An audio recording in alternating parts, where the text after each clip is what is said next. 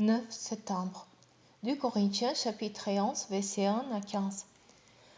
J'aimerais que vous supportiez aussi de ma part un peu de folie. Oui, supportez-moi, car je brûle pour vous d'un amour qui vient de Dieu lui-même. Je veux en fait penser en cela pour vous présenter à Christ comme une jeune fille pure. J'ai bien peur que vous laissiez votre esprit se corrompre et se détourner de votre attachement sincère et pur à Christ, comme il s'est laissé séduire par les mensonges tortueux du serpent. Si quelqu'un vient vous annoncer à notre Jésus qu'il est celui qui nous avons péché, vous le supportez fort bien. Vous supportez bien aussi de recevoir un autre esprit que celui que vous avez reçu, ou un autre évangile que celui que vous avez accepté.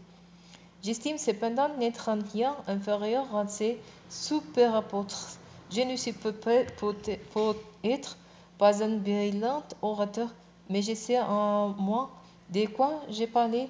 Nous vous en avons donné la preuve à tous égards et en toutes circonstances.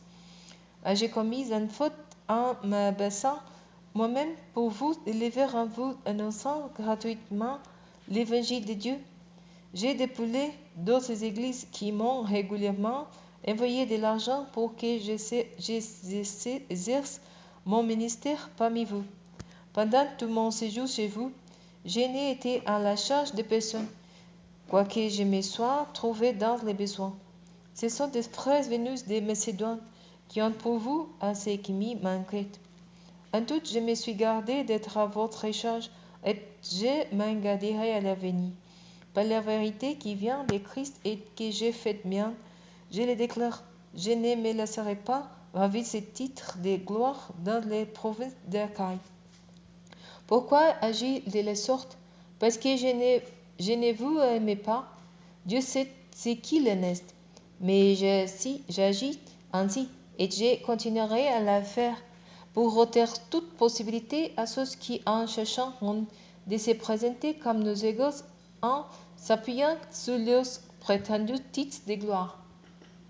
Ces hommes-là sont des faux apôtres, des ouvriers malhonnêtes déguisés en apôtres de Christ. Cela n'a rien d'étonnant. Satan lui-même ne se déguise-t-il pas un ange de lumière?